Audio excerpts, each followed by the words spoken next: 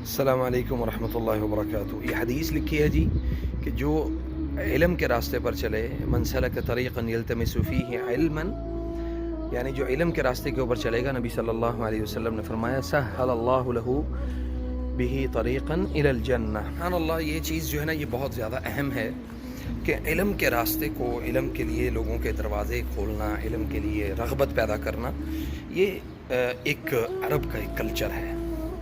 تو یہ کلچر ہم کیوں نہیں اپنا سکتے؟ ہم وہ کلچر اپناتے ہیں جس میں جو یورپ کا کلچر ہے، اور اس کلچر کو ہم زیادہ اڈاپٹ کرتے ہیں جو قرآن و سنت کے منافی ہے۔ لیکن عرب کے اس کلچر کو بھی ہمیں اپنانا چاہیے جو ایک پازیٹیو ہمیں وائب دیتا ہے کہ آپ کو اللہ کے راستے کو، قرآن و سنت کے علم کو آپ کو اختیار کرنا ہے۔ تو اس لیے اس چیز کو بہت زیادہ لائک کریں اور لوگوں کے ساتھ اس کو شیئر کریں۔